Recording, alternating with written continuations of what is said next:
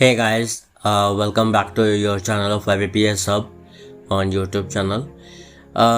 मैं आज आपसे एज अ टीचर और एज अ गाइड बात नहीं करना चाहूँगा।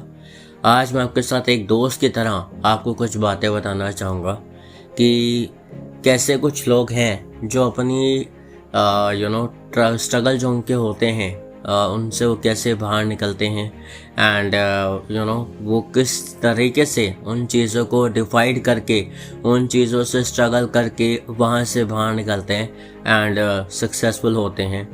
आज मैं एक पर्सन की बात करूँगा। वो उसको कोई नहीं जानता अभी, उसका नाम और अभी कहाँ पे रहता है, वो क्या काम करता है, वो अभी बातें नहीं बताऊँगा मैं, वो जल्द ही टाइम पे आने पे मैं बता दूँगा। तो आज मैं एक लड़के की बात करने वाला हूँ जो एक्चुअली हैंडीकैप है और वो हैंडीकैप बाय बर्थ है। ठीक है, तो वो बाय बर्थ है और उसको रेयरेस्ट ऑफ रेयर प्रॉब्लम्स हैं जो भी हैं, ठीक है ना। एंड वो बंदा ऐसा है कि उसने आज तक जितना भी स्ट्रगल करा है ना, उसने अपने कभी मुंह पे आने नहीं दिया। कभी भी वो चाहे छुप के रो लिया हो उसने, बट उसने कभी किसी के सामने दिखाया नहीं कि हाँ आई एम स्ट्रगलिंग। वो इतना अंदर से स्ट्रांग है और उसने कई चीज़ों को ऊपर नीचे जो उसकी लाइफ में आते रहे, अप्स एंड डाउन्स होते रहे, उससे वो फिर भी थोड़ा बहुत कोशिश कर करके जैसे भी वो उन चीज़ों से बाहर आता रहा धीरे धीरे। और उसकी क्षमता जो ये थी, उसकी जो कैपेबिलिटी और स्ट्रेंथ थी, उसके माँ बाप हैं और उसके माँ बाप ने उसको बहुत सपोर्ट किया है बचपन से एंड उसको जो भी चाहिए होता था उसको वो ला देते थे। मतलब फैमिली इज़ गुड एंड ऐसा कोई दिक्कत नहीं है उसके वहाँ पे इकोनॉमिकली। बस ये था कि वो हैंडीकैप है बाय बर्थ एंड उसको जो भी प्रॉब्लम्स हैं वो सारे रेयरेस्ट ऑफ रेयर हैं, मतलब वो ठीक नहीं हो सकती हैं। तो शुरुआत में उसको बहुत स्ट्रगल हुए। मैं उसको आपको उसकी लाइफ के बारे में बताऊंगा आपको।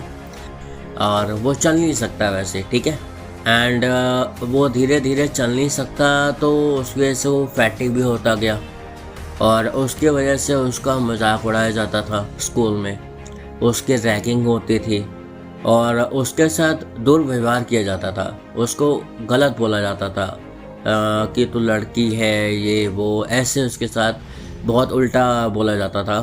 एंड वो रोता था ऑब्वियसली। अगर आप किसी को ऐसे चढ़ाओगे जो उसके अंदर इतनी सेंस नहीं है कि कैसे रिएक्ट करूं, मैं मार भी नहीं सकता और कि मैं उसको कैसे टैकल करूं, इन चीज़ों को कैसे इनके साथ डील करूं, कैसे इनको समझाऊं कि ऐसा ना बोलो, तो इन चीज़ों पे इतना ध्यान नहीं दे पाता था उस टाइम पे। मेंटली फिट है वो, बहुत ही अच्छा काम करता है 2 जगह पे, बट स्टिल वो नहीं बोल सकता था बिकॉज वो जो उसकी डिसेबिलिटी थी ना, वो उसको रोकती थी कुछ काम करने के लिए, कुछ आवाज़ उठाने के लिए स्टार्टिंग में, तो वो नहीं बोल पाता था। तो उसके साथ बहुत ज़्यादा रैगिंग हुई 5 साल तक, 6 to 10th क्लास तक बहुत ज़्यादा रैगिंग हुई है। 1st से 5th क्लास तक वो बिल्कुल ऐसा कुछ नहीं हुआ। सब बच्चे होते हैं तो इतना ध्यान किसी ने नहीं दिया उसके शरीर पे, उसकी टांगों पे, किसी ने कुछ नहीं बोला। बट सडनली जब वो नए स्कूल में शिफ्ट हुआ तो 6 to 10th में उसकी बहुत रैगिंग होने लग गई और वो अपने माँ बाप को भी नहीं बता सकता था। उसने अब आके बताया जबकि वो बहुत बड़ा हो चुका है, 26-27 साल का है वो, तो उसने अब बताया वो बातें सारी। बट बिकॉज उसके वो दिमाग में ना वो बातें एक as a very horror spot चिपक गई थी, दिमाग के अंदर छप गई थी, तो वो किसी के साथ वो चीज़ें शेयर करना नहीं चाहता था। तो उसको बहुत ऑड्स मिले देखने को, बहुत लोग उसके साथ बनते नहीं थे, उसके बहुत फ्रेंड्स भी नहीं बने and it was very harmful thing. मतलब बहुत ही गलत चीज़ थी वो एक तरह से उसके लिए, बिकॉज उसको दोस्त चाहिए थे। वो शुरुआत से दोस्तों के लिए ही ढूंढता रहा है। जब भी वो कभी स्कूल में जाता था तो उसको दोस्त चाहिए होते थे कि जो उसके साथ बातें कर सकें, उसका जो डिसेबिलिटी का है वो उसका मजाक ना उड़ाएं एंड उसका ध्यान रखें। चलो ध्यान रखें ना रखें, बट हाँ उसके आसपास रहें, उसका ध्यान रखें एंड कोई भी उसको काम हो तो उसके हाँ में हाँ मिला दें, बस उसका ध्यान रखें। तो वो चीज़ बिल्कुल भी नहीं हो पा रही थी। एक दो दोस्त थे वो भी अब उसके साथ इतना नहीं मिलते हैं, वो भी अलग हो गए हैं and they are working also in different paths. तो जैसे कि वो डिसेबिलिटी से ओवरकम करने की कोशिश करता था ना, तो लोग उसको पुट डाउन कर देते थे, उसको सुना देते थे कि तू क्या कर सकता है, तू कुछ नहीं कर सकता, ये वो फलाना ढमकाना, बहुत उल्टा सीधा बोलते थे उसको। तो वो रोता था, ऑब्वियसली वो क्या करेगा, बिकॉज अगर आप डिसेबल्ड हो, आपके साथ बहुत प्रॉब्लम्स हैं in your body and you are not able to cope up with that, और स्टूडेंट्स या बच्चे आपके दोस्त आके आपको मिस गाइड करें, पुट डाउन करें, तो आप रोगे ही, बिकॉज आप फैमिली वालों को नहीं बता सकते, because they will also feel very low, उनको भी बुरा लगेगा कि मेरे बच्चे के साथ ऐसा होता है, तो वो अपने माँ बाप को भी नहीं बताता था एंड वो सारी बातें अपने अंदर रखता था। सबसे बड़ी उसकी दिक्कत यही थी। मैं उसका एक मतलब मैं उसको जानता हूँ, तो मुझे भी पता है सारी बातें, उसने मुझे ही मतलब बता रखी हैं। तो एज फ्रेंड मैं कहूँगा कि वो गलत करता था, उसको अपने माँ बाप को बताना चाहिए था कि मेरे साथ रैगिंग होती है या बच्चे मेरा मजाक उड़ाते हैं, उसको बताना चाहिए था, बट वो नहीं बताता था, बिकॉज उसको लगता था कि माँ बाप क्या सोचेंगे, स्कूल से ना निकाल दें, उसके जो एक दो फ्रेंड हैं वो भी नहीं रहेंगे। तो वो ऐसी स्टोरी उसकी चलती रही 12th तक कि एक दो दोस्त बने पक्के फ्रेंड, वो अभी भी हैं। ये उसका शुक्र मनाया उसने कि चलो शुक्र है कि मेरे पास एक दो फ्रेंड है बट बेस्ट फ्रेंड है, और वो अभी भी उसके साथ हैं। जो 10th में बेस्ट फ्रेंड थे उसके, वो सारे उसके बेस्ट फ्रेंड बिल्कुल भी नहीं रहे हैं, कुछ भी नहीं है, बस एक दो बेस्ट फ्रेंड हैं, उनके साथ ही बातें करना। अब 12th के बाद दिक्कत यह है कि वो स्कूल कैसे जाए, मतलब कॉलेज कैसे जाए, बिकॉज वो हैंडीकैप है एंड मैं आपको सभी को बता दूं उसका मतलब वो चल नहीं सकता ना, तो उस वजह से उसके ऑपरेशंस हो रखे हैं बहुत सारे। 12 ऑपरेशंस हो गए थे उसके टांगों के, तो वो फिर भी ठीक नहीं हो पाया, बिकॉज वो रेयरेस्ट ऑफ रेयर डिजीज था, वो चीज़ बहुत ही मुश्किल था ठीक होने का। तो वो बहुत अंदर रोता था कि भगवान वाई मी, मुझे ही क्यों चुना इन सब मुश्किलों के लिए, मेरे को ही इतना फेस क्यों करना पड़ रहा है, क्या मेरे से भी कोई इतना बुरा हो सकेगा, इतनी हेल्थ में, इतनी हेल्थ कंडीशन किसी की और भी बुरी हो सकती है मेरे अलावा। बट हाँ, बहुत लोगों की हैं, बहुत लोगों की बदतर हैं इससे ज़्यादा, बहुत लोगों की टांगें नहीं हैं, हाथ नहीं हैं, बहुत लोगों को बहुत दिक्कतें हैं। बट अगर आप अपनी प्रॉब्लम्स को ज़्यादा सोचोगे तो आप डिप्रेशन में जाओगे। तो वही उसके साथ होता रहा, वो डिप्रेशन में जा रहा था 12th के बाद कि क्या करूं, कॉलेज नहीं जा सकता। तो उसने ओपन से अपना कॉलेज करा, बीकॉम करी उसने। 2015 में उसकी बीकॉम भी पूरी हो गई।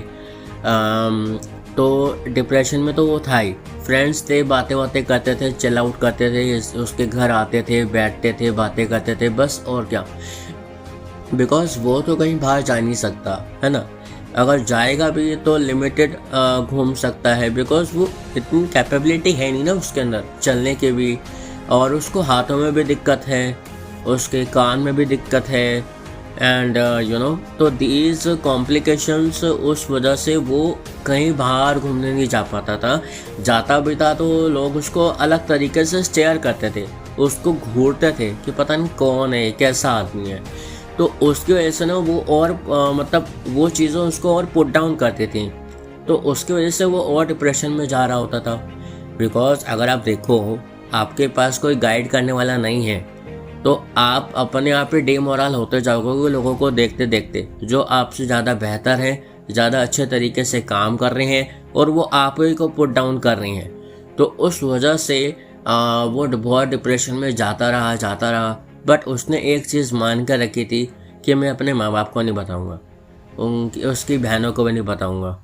तो उसने ऐसे कर रखा था कि मैं अपनी फीलिंग्स कभी भी अपने माँ बाप के साथ शेयर नहीं कर सकता, आई डोंट नो कि उनका क्या रिएक्शन हो। तो इस वजह से उसने अभी तक अपनी फीलिंग्स बहुत ही कम बताई हैं।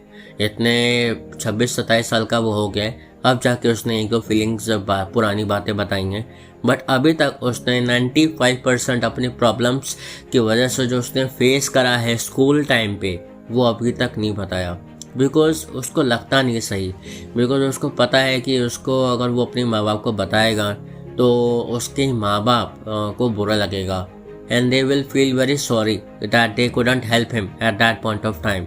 वो चाहता है कि नहीं, मैं ये चीज़ों को ना बताऊं तो ज़्यादा अच्छा रहेगा, बिकॉज ये मेरी फीलिंग्स हैं, मैंने फेस करा है, तो मैं अपने माँ बाप को बता के उनको दुखी नहीं देख सकता। तो इसलिए उसने कभी भी नहीं बातें बताई कोई भी। तो ठीक है, अब वो 2015 में उसकी बीकॉम पूरी हुई जैसे तैसे करके। उसके कान में दिक्कत है, तो 2011 से हर दिवाली के ऑलमोस्ट टाइम आने पे उसके कान के ऑपरेशन होते रहे। Rarest of rare problem, and इन सब कॉम्प्लिकेशंस में आप मोटिवेटेड नहीं रह सकते कि चलो कोई बात नहीं, मैं ज़िंदगी जी रहा हूँ। वो भी ज़िंदगी जी रहा था, बट स्टिल वो एक ऐसा कोई दोस्त ढूंढ रहा था कि जो उसको समझ सके। समझने वाले दोस्त नहीं थे, बेस्ट फ्रेंड थे, बट हाँ वो उसको समझ नहीं सकते थे। तो इन दिक्कतों के अंदर वो जूझ ही रहा था। हर 2011 से 2017 तक उसके सारे कान के ऑपरेशन हुए हैं, और लगभग वो भी ऑपरेशन उसके 10 से 12 हो चुके हैं। एंड अप्रोक्सीमेटली कहा जाए तो उसके ऑपरेशन कम से कम 22 से 24 ऑपरेशन हो चुके हैं, which takes a very toll on your health, you know. अगर आपके 2 भी ऑपरेशन हो जाएं, भगवान ना करे किसी के साथ हो, अगर किसी के साथ होता है तो उसकी तबीयत बहुत डाउन हो जाती है बहुत टाइम के लिए।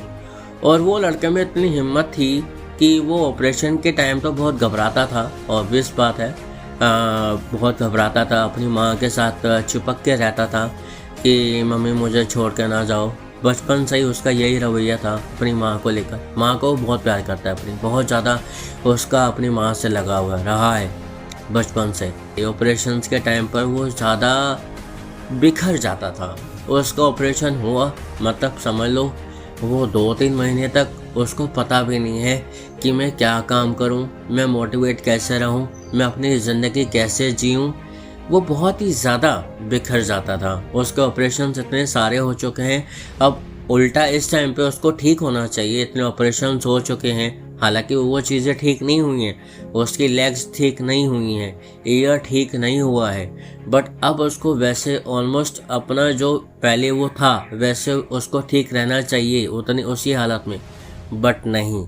आपके जब ऑपरेशन होते हैं तो वो कॉम्प्लिकेशंस इन सर्दियों के टाइम पे ज़्यादा हो जाती हैं, और उसको तो इतनी हेल्थ कॉम्प्लिकेशंस हैं बचपन से ही, चाहे ईयर ले लो, चाहे नीज ले लो, यू नो, लेग्स ले लो, इतनी कॉम्प्लिकेशंस उसके साथ हो चुकी हैं कि वो महीने के महीने में 30 दिन में से कम 20 दिन तो वो बीमार रहता है।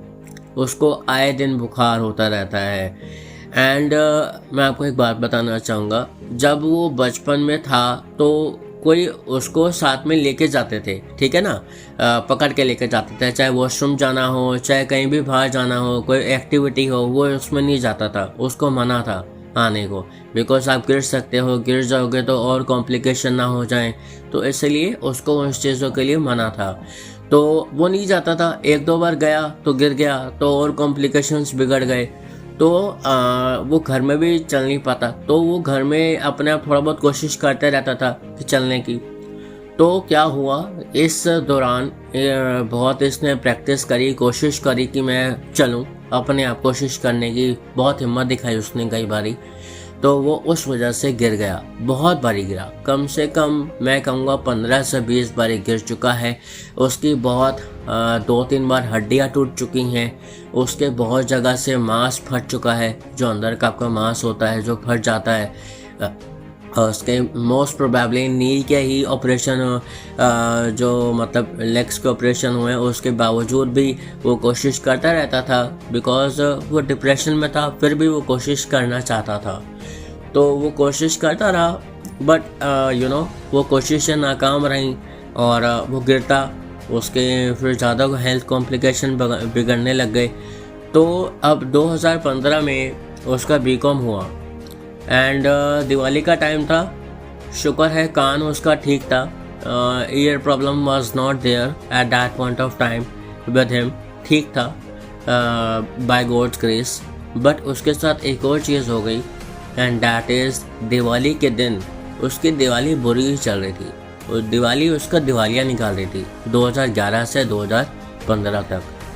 तो 2015 में जब उसका बीकॉम हुआ उसी दिवाली के दिन वो सेलिब्रेट करा था अपने माँ बाप के साथ और वो गिर गया सेलिब्रेट करते करते। और मैं कहूँगा बहुत ही वो दर्दनाक मोमेंट था। उसने मुझे बताया, I am very shocked about that कि वो कैसे एकदम से गिर गया।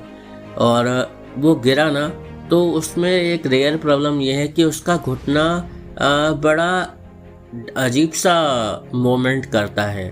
तो उस वजह से जब वो चलता है तो वो मोमेंट अजीब से करता है उसका घुटना नी। तो उस वजह से क्या हुआ कि नी उसका जो मोमेंट अलग करता है वो नॉर्मल की तरह आगे हो गया, वो मुड़ गया आगे की तरफ, जो कि वो नहीं होता था। तो उससे क्या हुआ, उसका लिगामेंट जो आपके नी को सपोर्ट करता है मूव करने के लिए, चलने के लिए, वो टूट गया प्रॉपर तरीके से। वो रोया, ऑब्वियसली है वो रोएगा, इतना दर्द होगा तो लिगामेंट टूटा है, कोई छोटी बात नहीं है। वो बहुत रोया, कोशिशें करी कि मैं हिलूं, मम्मी पापा एकदम से आ गए उसके जैसी आवाज़ें गिरने की, तो उसको सपोर्ट करा, उठाने की कोशिश की, वो नहीं उठ पाया। तो बहुत कोशिशें की उसने बट वो बहुत रो रहा था। दिवाली का टाइम था, लोग सेलिब्रेट कर रहे थे बाहर, एकदम से आ गए देखने, तो वो उसको उठा के अंदर ले गए एंड उसको उठाया, बेड पे रखा। तो वो एक जो वो मोमेंट था ना, एकदम से सेलिब्रेट करते करते इतना बड़ा एक्सीडेंट हो जाना, उसने उसको बहुत ही ज़्यादा डिप्रेशन में डाल दिया, उसके माँ बाप को भी और उसको भी, उसके parents as well as him. वो सब के सब बहुत ज़्यादा डिप्रेशन में चले गए कि ये क्या हो गया एकदम से अचानक से। तो फिर डॉक्टर को दिखाया, कुछ एक दो डॉक्टर को कंसल्ट करा, एंड में पता चला कि भाई इसका भी ऑपरेशन होगा। लिगामेंट टूटा है, कोई छोटी बात नहीं है, ठीक है, लिगामेंट टूटा है तो अब ऑपरेशन होना है, ठीक है। ऑपरेशन हुआ, लगभग 4 महीने लग गए उसको, 4 से 6 महीने लग गए उसको वो नॉर्मल पे आने पे, कि वो खड़ा होके अपने माँ बाप का सहारा लेके वॉशरूम, टॉयलेट, जो भी काम होते हैं रोज़ के वो कर पाए। 4 से 6 महीने तक उसने बेड से ज़मीन पे पैर रखा भी नहीं, बिल्कुल भी मना था, बिकॉज लेग मूव ही नहीं हो सकती ना जब तक लिगामेंट जुड़ना चाहे अंदर से। ऑपरेशन तो हो गया but it take times to heal. तो वही चीज़ हो रही थी उस टाइम पे उसके फिजियोथेरेपी भी हो रही थी। तो फिजियोथेरेपी हुई, थोड़ा बहुत ठीक हुआ, बट वो अब डिप्रेशन में जा चुका था प्रॉपर तरीके से।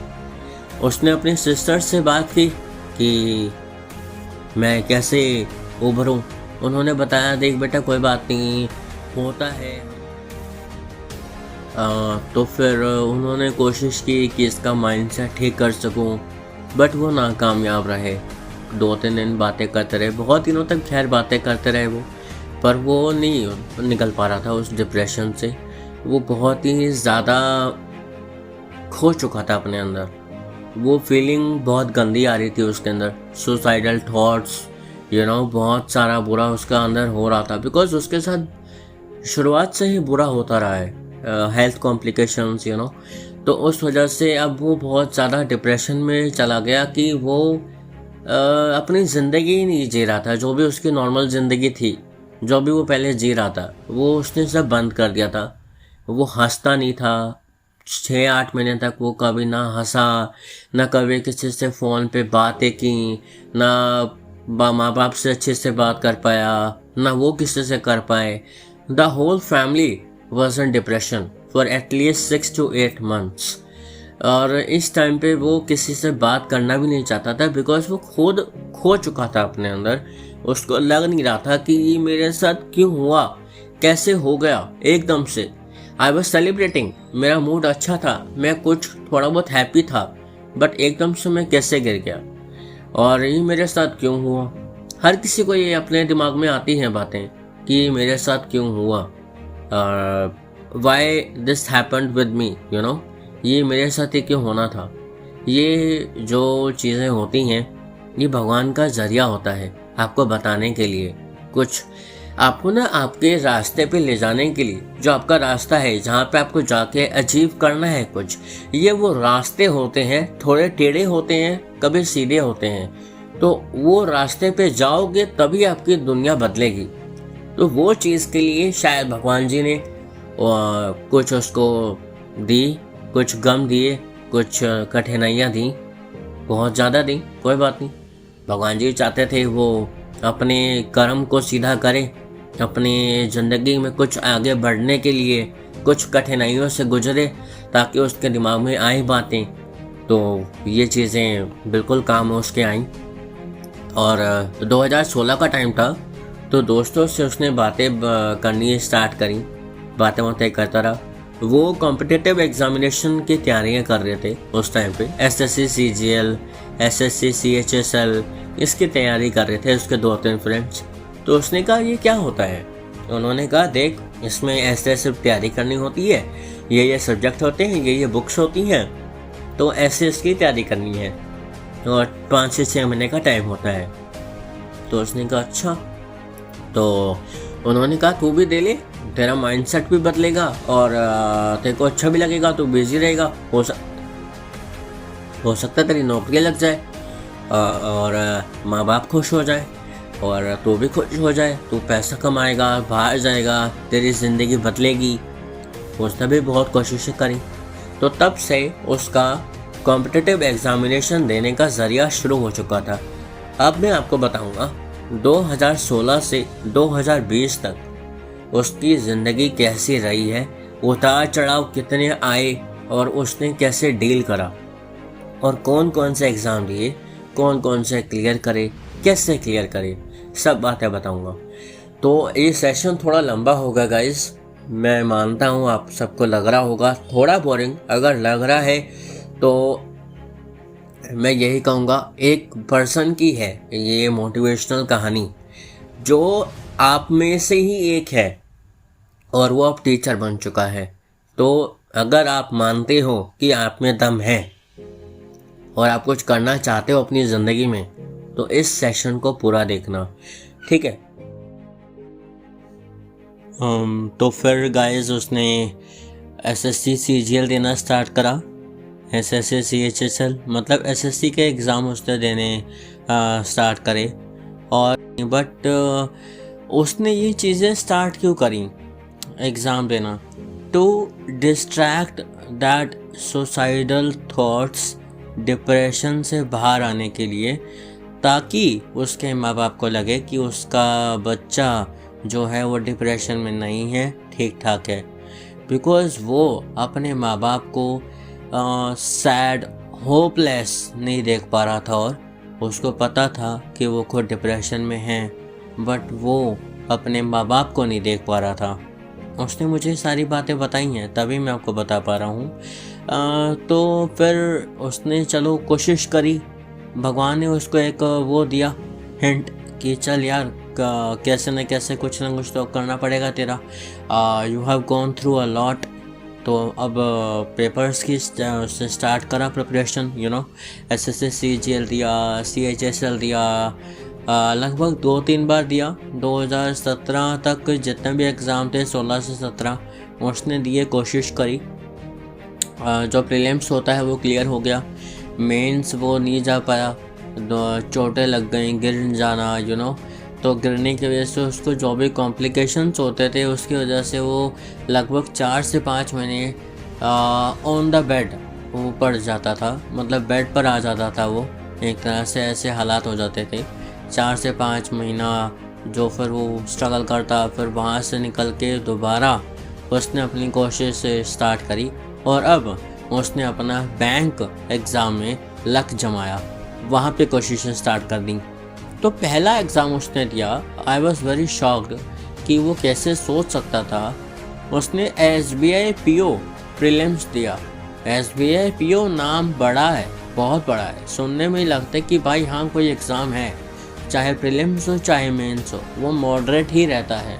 और उसने स्टार्ट करा, 5 महीने पढ़ा, और जब भी पेपर होता है जो भी टाइम पे, तो उसने दिया एंड प्रीलिम्स में वो 2 नंबर से रह गया। अब मैं यहाँ पे कहूँगा बहुत बच्चे सैड हो जाते हैं, बट वो सैड नहीं हुआ। वो एक मोमेंट था जो उसने मुझे बताया, जिससे मुझे लगा कि वाह, तेरे में कितना दम है यार, तेरे साथ इतनी चीज़ें ऊपर नीचे हो रही हैं, but still you are not giving up in the life, in the bank exam, जो भी हो, तू गिव अप नहीं कर रहा। That's the spirit. अगर आप बैंक एग्ज़ाम दे रहे हो, एग्ज़ाम क्लियर नहीं हो रहा, कोई बात नहीं यार, लगे रहो, कभी ना कभी सबका होगा। जो भी बच्चा दे रहा है, पैशनेट है to help mother and father, to see the smile on their face. If you ever wanted this thing to happen with your parents, कि वो खुश हो जाएं आपका सिलेक्शन होने पे, अगर आप ये सीरियसली चीज़ें चाहते हो तो आप लगे रहोगे।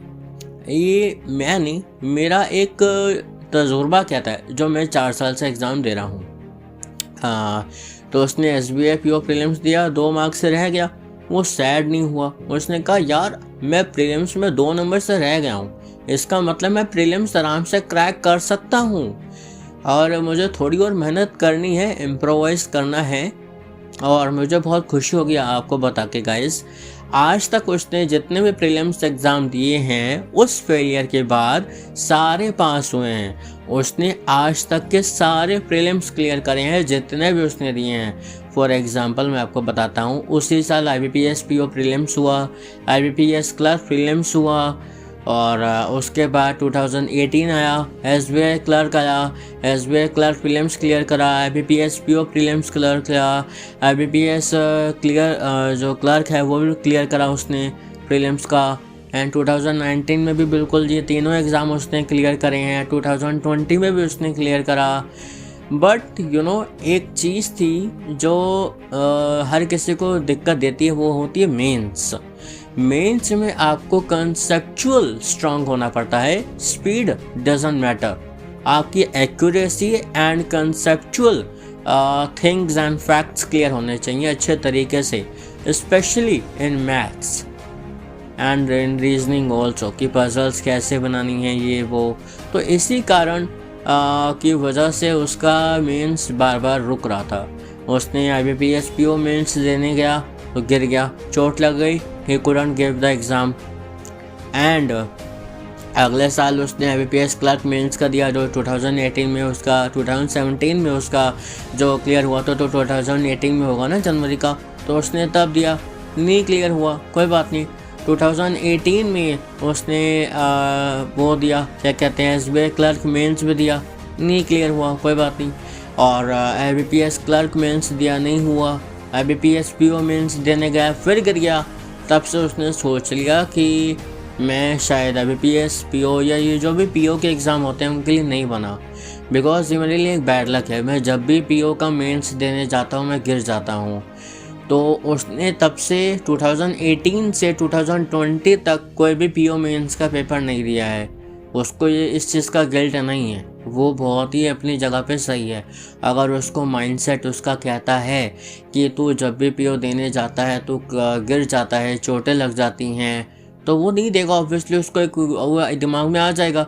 तो क्लर्क मेंस देता था, कुछ नहीं होता था, बस ये था कि फेल हो जा रहा था, कोई बात नहीं। 2019 आया, IBPS क्लर्क प्रीलिम्स दिया, फिर उसका मेंस दिया, SBI क्लर्क मेंस दिया, और SBI क्लर्क मेंस में उसका लगभग 5 नंबर से रह गया। ये जो भी मेंस उसके क्लियर नहीं हुआ ना, सिर्फ 5 से 10 नंबर का फ़र्क रहा। ये भी नहीं कि 15-20 नंबर से छूट गया, नहीं। वो पढ़ाई में अच्छा था एंड वो सही करता था, बस ये था कि वो उसका मैथ्स थोड़ा वीक ज़्यादा था। तो हर एक किसी का एक सब्जेक्ट होता है कि जिसमें वो अच्छा नहीं कर पाता। जैसे कि बहुत लोगों का प्रीलिम जो इंग्लिश होता है वो क्लियर अच्छा नहीं होता, तो उस वजह से उसका क्वांट अच्छा नहीं था और उसमें वो परफॉर्म अच्छा नहीं कर पाता था। इस वजह से तो हमेशा प्रीलिम्स हो चाहे क्वांट हो, उसमें क्वांट के ही नंबर कम आते थे। बाकी दोनों सब्जेक्ट में, English as well as and English reasoning, दोनों में उसके मार्क्स अच्छे खासे आते थे। बट चलो ठीक है, ये कहानी ख़त्म हुई।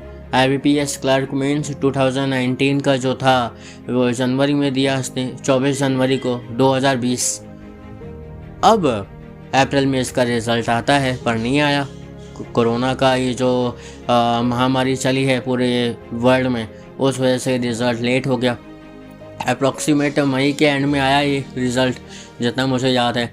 तो उसने मुझे बताया कि भाई मेरा हो गया, मतलब मैं रिज़र्व लिस्ट में हूँ, हुआ नहीं है बट हाँ मेरे को बुरा लगा कि यार इतनी कोशिश करने के बावजूद भी तू रिज़र्व लिस्ट में है। एक अटका हुआ लगता है बंदा ना पास हुआ ना फेल हुआ, बीच में रह गया। पर मैंने उससे बात की, वो बहुत खुश था बिकॉज उसको एक पॉजिटिव रिस्पॉन्स तो मिला ना कम से कम। तो मैंने कहा तू इतना खुश क्यों है? Anything can happen, you can pass और you can fail in reserve list. कहता भाई देख, बात ये है कि मैंने पेपर तो दिया, पेपर देने के बाद मैं फेल तो नहीं हुआ ना, at least I am in reserve list, तो that means I can pass also this exam. तो मुझे बड़ा देख के मैं शॉक्ड हुआ कि यार इतना एक पॉजिटिविटी के हिसाब से कैसे बंदा इतना जी सकता है, इतना फेस करने के बावजूद भी। उसने कहा भाई देख, वो जो 2015 में एक्सीडेंट हुआ था मेरे साथ दिवाली वाला, जब से फिर मैंने 2016 में प्रण लिया कि मैं अब डिप्रेशन से मुझे निकलना है। तो मैंने तभी से ही ये पॉजिटिविटी बना के रखी दिमाग में। जब भी मैं फेल होता तो मैं पॉजिटिविटी बना के रखता। कभी भी मैंने 1 मिनट भी अपने दिमाग के अंदर ये चीज़ आने नहीं दी है कि मैं फेल हो गया। नहीं, मैंने सोचा कि कोई बात नहीं, इस बार नहीं तो अगली बार, अगली बार नहीं तो उसकी अगली बार मैं होऊंगा ज़रूर। तो मुझे बहुत चीज़ उसकी अच्छी लगी।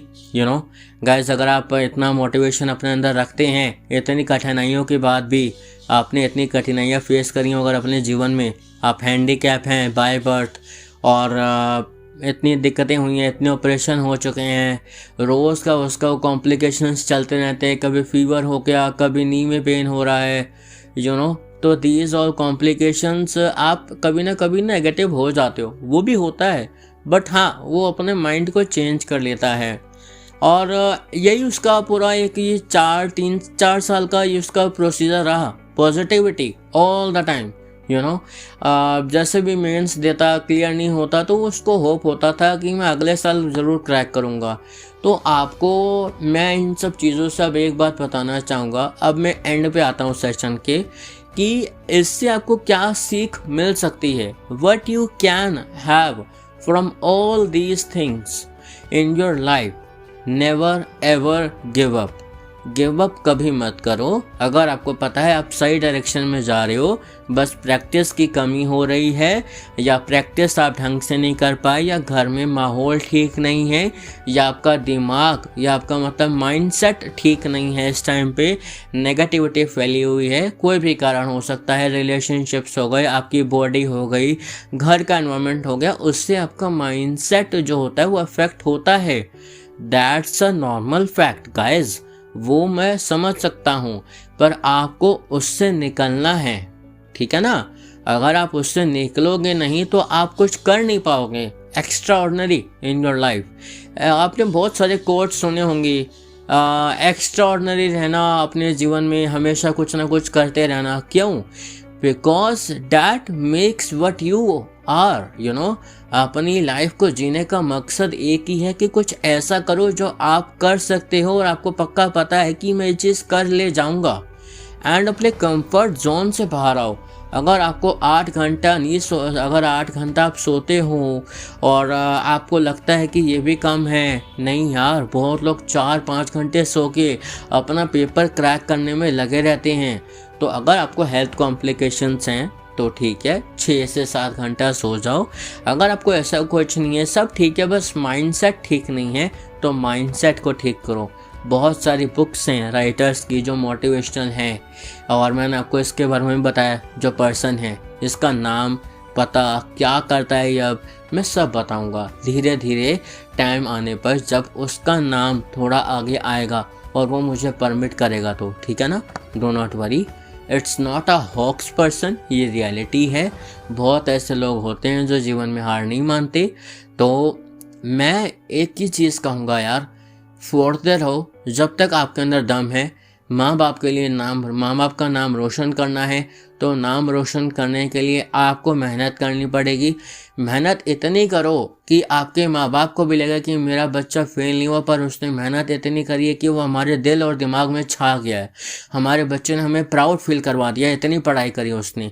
तो मोबाइल को रखो थोड़ा साइड पे, मतलब मोबाइल को इतना मत चलाना। अगर मोबाइल की आपकी आदतें लगी हुई हैं, मोबाइल को करो थोड़ा साइड पर।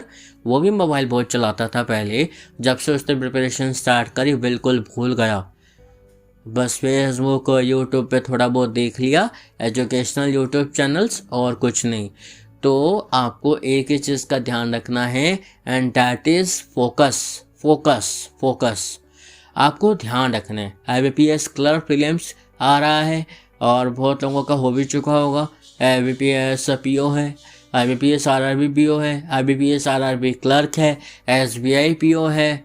तो इतने सारे एग्ज़ाम्स हैं यार आपके सामने, आप क्रैक कर सकते हो, सब क्रैक कर सकते हैं। जो अंदर जज्बा लेके अच्छे तरीके से प्रिपेयर कर रहा है, अच्छी गाइडेंस ले रहा है, अच्छे नंबर ऑफ मॉक्स को अटेम्प्ट कर रहा है, रेगुलर प्रैक्टिस कर रहा है, हर चीज़ का ध्यान रख रहा है और जज्बा लेके साथ में चल रहा है कि नहीं मैं क्रैक कर सकता हूँ। जिसके अंदर कॉन्फिडेंस है ना, वो एग्ज़ाम कोई भी हो वो क्रैक करके जाएगा, बिकॉज उसको पता है आई कैन। अगर आपने अंकुश लंबा सर जी का एक कोट पढ़ा हो, I can and I will, मतलब यह है कि मैं कर सकता हूँ और मैं करके दिखाऊंगा। तो अंकुश लंबा सर भी मेरी एक बहुत बड़े मोटिवेशनल गुरु हैं मेरे लिए। तो वो मुझे बहुत ही अच्छी गाइडेंस उन्होंने दी, वो एक जेन्युइन गाइडेंस देते हैं। अगर एक टीचर आपको इतनी अच्छी बातें बता रहा है तो फॉलो करो, आंख बंद करके उनकी बातों का ध्यान रखो और अपने माँ बाप का चेहरा अपनी आंखों के सामने रखो। अगर वो चीज़ आपको ध्यान में है और जज्बा है और आपको पता है कि आप फोड़ दोगे, पक्का एग्ज़ाम क्रैक करके ही रखोगे। मतलब इतने अच्छे तरीके से प्रिपेयर्ड हो कि भाई SBI PO मेंस हो चाहे IBPS PO मेंस हो, वो भी क्रैक कर लोगे। तो अगर इतना जज्बा और कॉन्फिडेंस है और फोकस है तो आप कर सकते हो। ठीक है, तो जय हिंद, जय भारत, टेक केयर गाइस।